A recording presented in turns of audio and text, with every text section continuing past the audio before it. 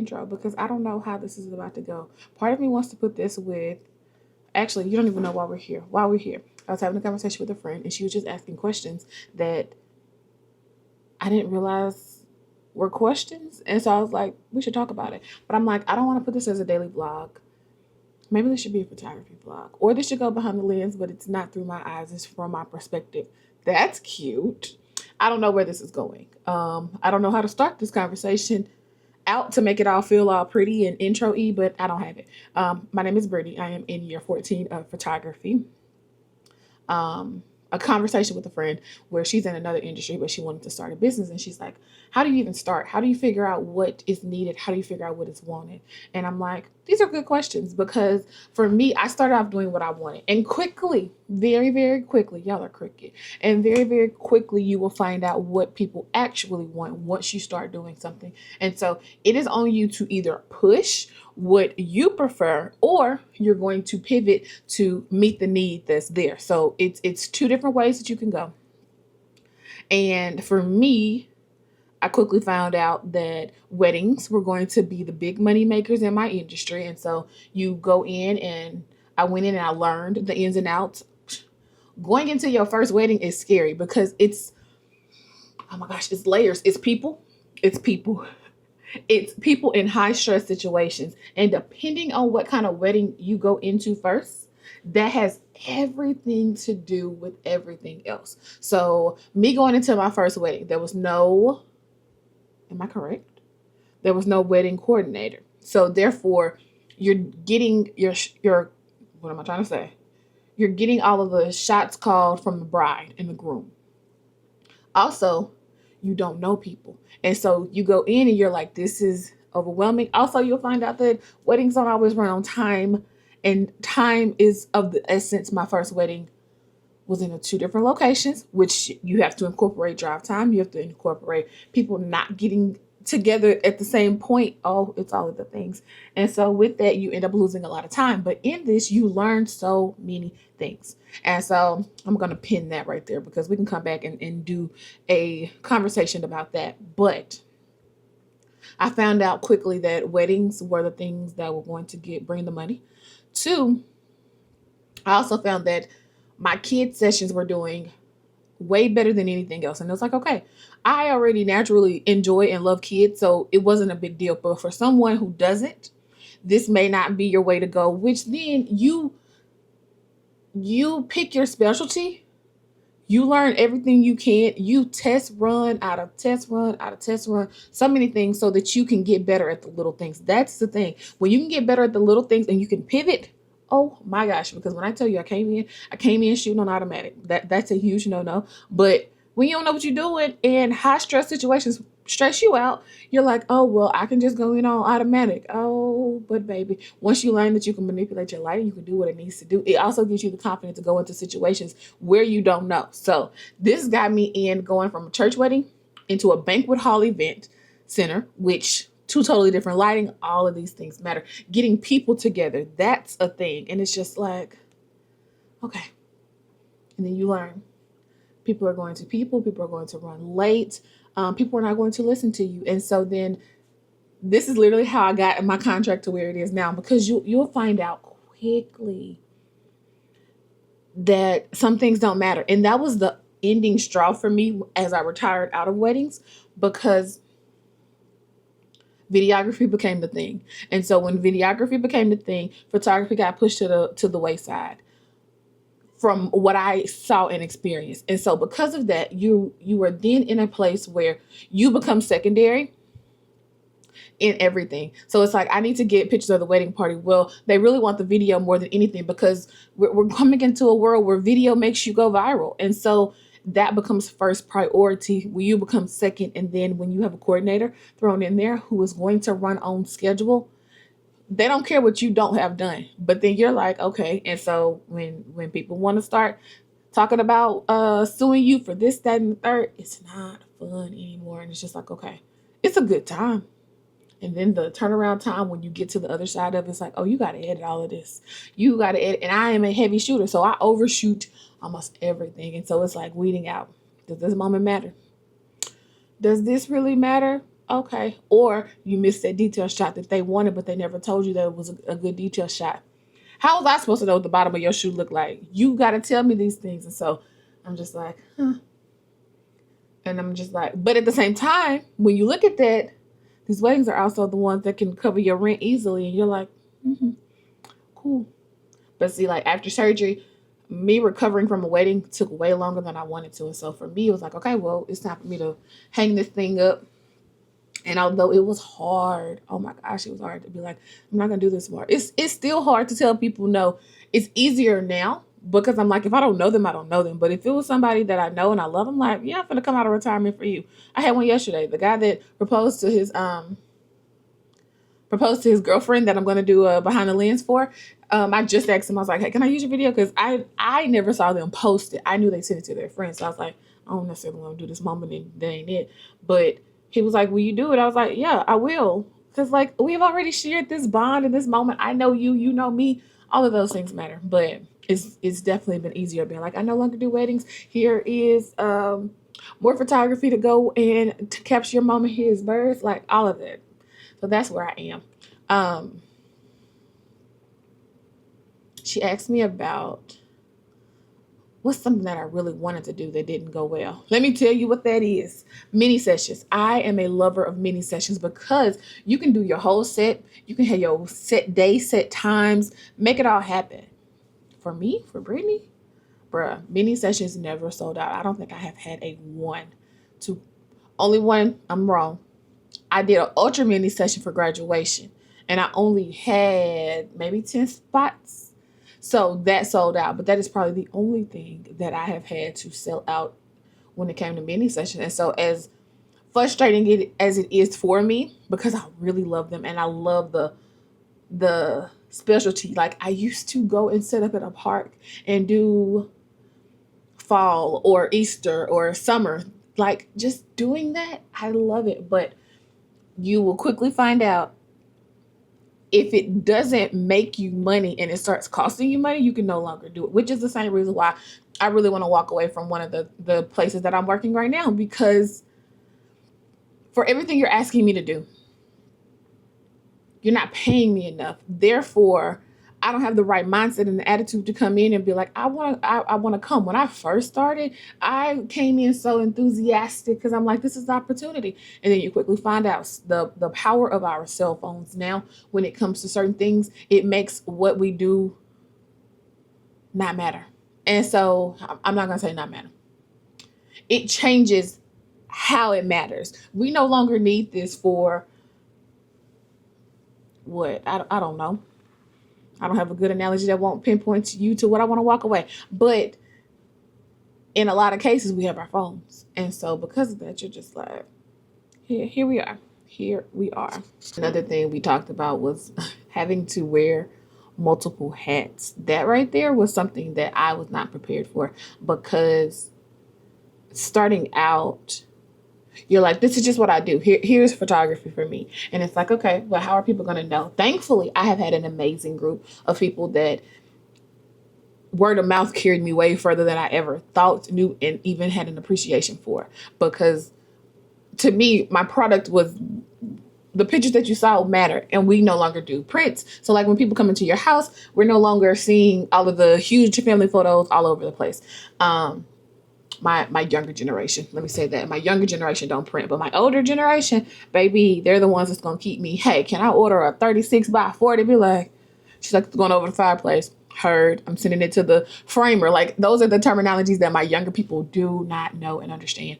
But the word of mouth and how I conducted my business, for me, I don't like to play with people's time. I don't like to play with people's money. What you say you want and what you get are what I want to deliver to you. But in it, I have also learned that for me, I call it the Figaro experience. I want you to encounter the Figaro experience when you come to the studio or when we do an outside session. I can't always stop everything from going wrong. And that's where I used to try to have so much control. This may go wrong. This may go wrong. But going into a session, only thinking about what could go wrong stressed me out way more than I wanted to admit. And so it was just like, okay, now, because all of these things have happened before, I now have the little things with me on me to be prepared. Now, studio is a different experience completely on my side of this.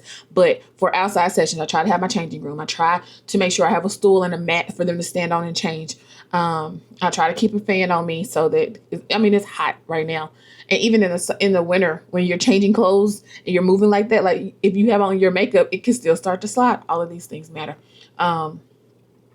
But it's because I've been in it that long that I now care about the little things. So it's like, oh, I don't have this. I got lotion in a car. I try to keep all those things with me, which also made me go back to a conversation with a friend. She's like, a person's car could tell you a whole lot about them. And I was like, I need to clean up my car. And it's not that it's like nasty. It's just like I have so many things in it I'm trying to organize. I was like, this is a mess. This is a whole mess because I have everything, and although it's in multiple spots, it looks like a lot. And I'm like, I don't like this, but I'm like, what am I gonna do? It'd be nice if I could do some storage bins in the back and bungee cord them down, but that still looks ghetto as I get out. So I don't know, but all of those things are important for me to have so that if something does go wrong, I can do that. Going back to the multiple hats, trying to market yourself when marketing ain't your thing, when being straightforward with people isn't your thing, it's like, okay, which is why I still fall back onto my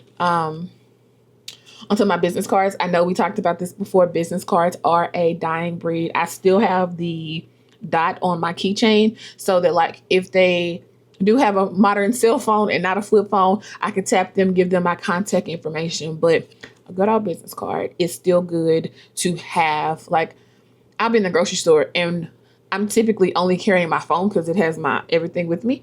But I miss having business cards on me just like when I'm running in the store. But I also market like my t-shirt.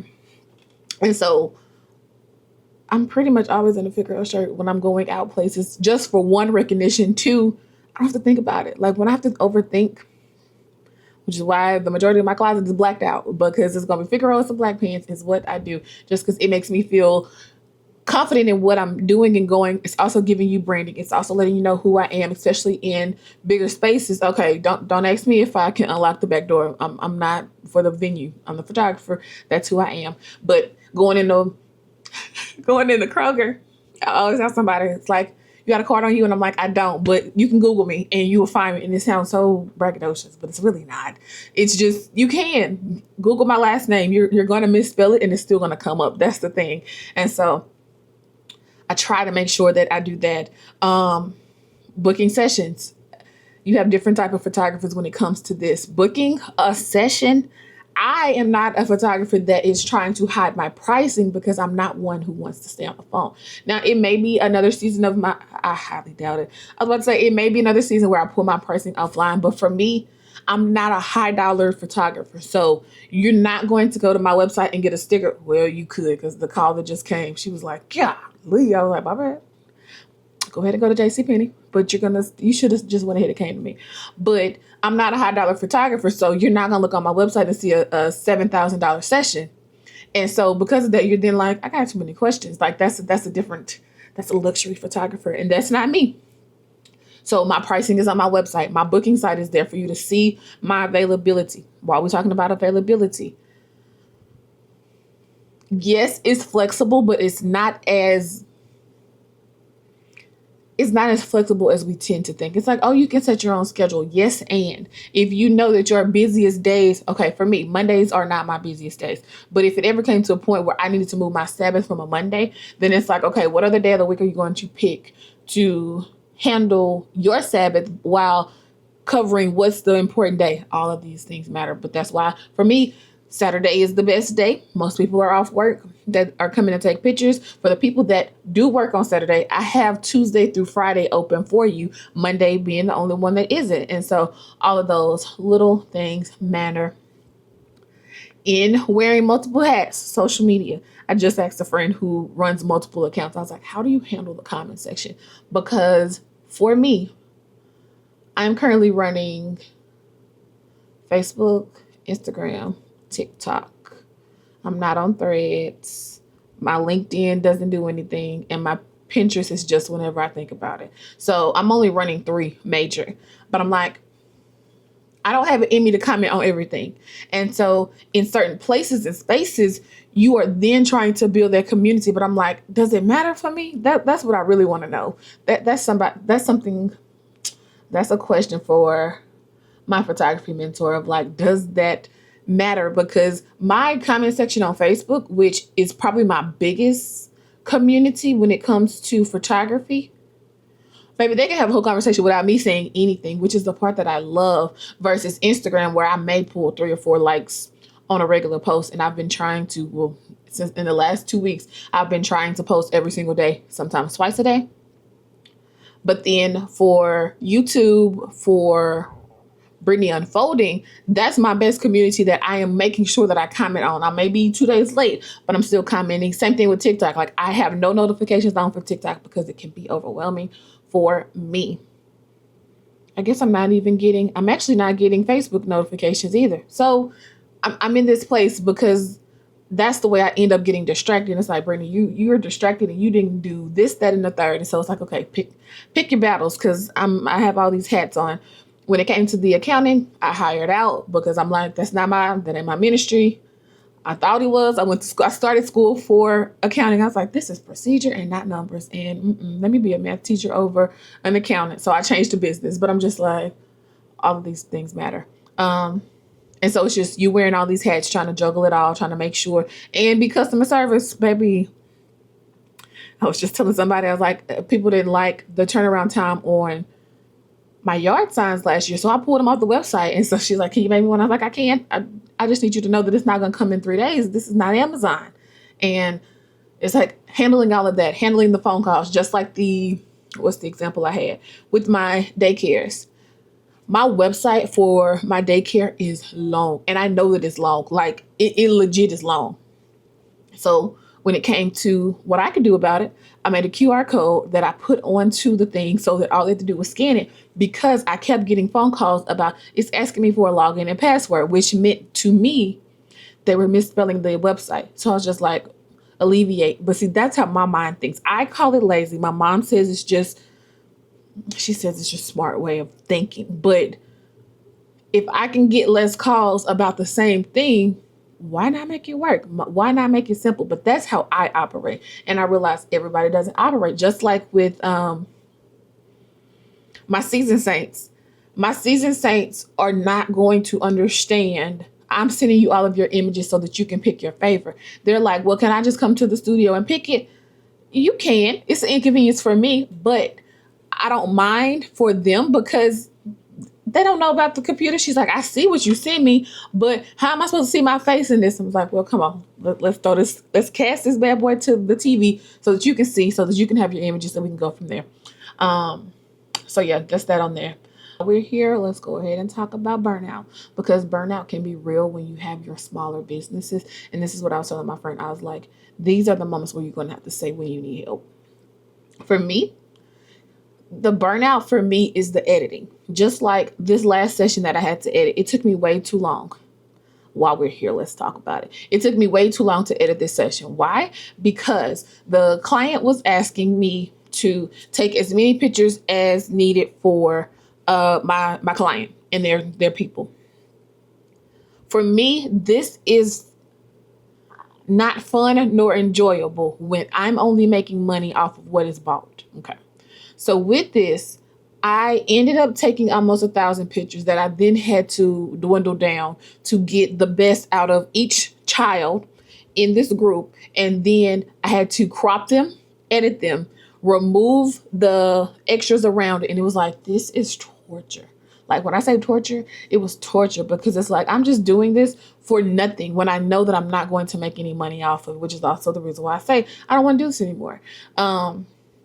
So then there was a program that I saw when I was watching the video, which made me go and download it. When I tell you, the cost of the program is what made me not want to do it. Because I'm just like, this is just another thing. First of all, we're in a place where subscription-based everything is it. I'm paying for Photoshop. I'm paying for I'm paying a one-time fee for my Portrait Pro. I'm paying another fee for my Remy. I'm paying another fee for something else. So you have all of these monthly subscriptions, and you're telling me that I need to add one more. I'm just like, okay. Plus, with everything that you download and you get, you got to take the learning curve. So I was like, is this learning curve going to be bad? I know Photoshop, but that's just in Lightroom, but that's what I'm always doing. So I'm just like, okay, we'll see. We'll see what this looks like. We'll see how this moves. When I tell you it was worth it, because what I had been dreading for almost a week and a half, I was able to do it in probably the matter of an hour, if that. And it was just like, okay. And so, although I'm paying for a program that won't make money right now, it definitely costs me, and it's something that I'm not making money from. It's also going to be a blessing in other places and spaces of business. So it's just like, it's one of those things, and it's just like, all right, here we are. But those things matter, because when I tell you, I no longer enjoy the editing process. And so for me, my typical editor can do what I need her to do in the matter of a day and a half. But I'm paying $5 per picture, which is ultimately cutting the cost of my session. And I don't necessarily want to push my price up again, because I'm at that sweet spot. I already know I'm giving you something that you don't necessarily need in theory. Yes, you want to take pictures that will capture moments that will last forever. But when you need to eat dinner and take pictures, eating dinner trumps what I need to do any day of the week. And I know this. And so it's just like, okay. So I feel like I'm at the sweet spot where I want to be. But I also know if I take on more clients, I'm going to have more edits. Having more edits means I'm going to need another hand. And you got to figure out what you can give and take so that you don't burn out. Because burnout, being a small business, is tough. And then in the full scheme of it, with the full picture, you taking your hands off of one thing and something that you can trust somebody else to do without you having to go back and do it again. That's the other thing. There's been times that I have paid an editor and then I went back and did something else. It's like, why did you pay them then? Because you paid them and wasted time. And for me, time is money. That's how I view everything as I operate. Time is money, period. And so it's just like, okay. But with that, you got to learn what you need to take. That's why for me, my Monday, Saturdays are pivotal. Like when I tell you, I don't play about my Mondays, because I'm running so many days of the week. Not even if I don't have a session on a certain day, I'm still doing something else, filling in another gap. If not that, then for Sunday, I'm serving. And from Sunday to Monday, I'm trying to make sure that we're ready for our meeting. Like, all of these things matter. So you matter in everything that you do. Please hear my heart. And when I say, don't put yourself on the back burner. Please do not put yourself on the back burner, because we want your quality to stay high. But you also got to take care of yourself so that you can go. I told y'all, if you haven't seen it, I'm going to tag up here rather. My story from when I had to go through surgery. Surgery took me down for 6 months, and that affected my business in so many ways. Plus I had to but I had to refer my clients to other people. Some came back, not all of them came back. And so you got to be ready for those hills and valleys. It's part of business. And so take care of yourself so that you don't burn out and that you're able to do what you need to do. Just like for me, another thing that I've had to do was limit how many sessions I do, because typically, let me go back before that. When it comes to space between sessions, so say I have a 45-minute session, I'll typically do a 15-minute break in between to either reset. But if a session goes over and I still need to reset, that's running into my next. So I had gotten to the point where I had to leave my session from one session to the next on time. Otherwise, I'm running and calling the next session, telling them that I'm late, which then ran into it. And so now I've limited how many sessions I can do on a day. Yes, it caps out the money that you will make that day. But when I found out that I was a better person from not ripping and running from one to the next, is like, okay, well, it's worth it. So if I know that I can cap out at 7 sessions on a Saturday, that's what it is. And then when somebody else calls in, here's the moment where I have to say, unfortunately, I can't. Now I can do you on Tuesday when I get back to work, or you can look at the following Saturday if it's not booked. So those are the things that matter in all of this. So if you have your heart set to be an entrepreneur, my thing is to tell you to go ahead and do it. Try it. Try it. Get the support that you need. Get a mentor that you can ask the questions. Just like for me, yo, I came into this thing tax, no wink, nothing. I had no clue. So then to get that little invoice in the mail and it's like you owe back for this, I didn't even I did not know. And it's just like, okay. So getting that mentor that you can look up to ask the hard questions, to be real when the moments are like, I don't want to do this anymore. Because it could be something simple as, no, you need to tell this client that you can no longer be their photographer or whatever and let them go so that you can be freer. That has been the thing in my last probably 2 years. I didn't realize that I needed to be able to block somebody so that I'm okay. Because every time you call, and it's like, why you keep coming back to me if you don't like what I'm giving you? And it's like, no, you don't like you. That's the thing that I've learned. You don't like you. And all I'm doing is capturing you. And so you come in and you're like, can you squeeze, nip, tuck, remove this? I'm not a doctor. Go to Miami. Go out of the country, wherever. But you're asking me to give you who you're not. And that you're upset with me when I only present you with who you are. But I realized you didn't like you. Therefore, you didn't like what I delivered to you. Hard moment of realization, but it was something that I realized in the grand scheme of it. And so it's just like, okay, here it is. Also, your seasons will change. I'm coming out of my slowest season, the summer, when people are going on vacation. Pictures do not matter. The best pictures I end up getting over the summer are the birthday pictures. So if your birthday's in the summer, you come see me, it's like, yeah, but we're not doing too many family sessions. Even we're not doing too much of nothing in the summer. And that was a moment there was like, okay, Brittany, if you don't prepare for it, you're going to be upset. Just like January after Christmas. Oh, January slows down. And I'm just like, okay, but you got to plan for these things. Make sure that you cover the overhead that is needed if you were in a building. If you're in your home, appreciate the normal wear and tear of the household. But when you have to add all of the other expenses, all of those things matter. And also celebrate your small wins. That's something that I don't do well. And just like Brittany, you're jumping over to the next moment. Sit in this moment and celebrate that this ended up being one of my best spring years ever. The spring was not a busy season for me, but it ended up turning into something that I had no clue about. It's like, okay, let's celebrate this moment. Like, you made it, you did it, you got through it. You see what you would do differently. Make sure you make those notes as well. Learn what works and what doesn't. Just like I'm going back into the school year now. So fall is getting ready to roll up on me. I already have my form down. If we're going back into a center, this is about to help me.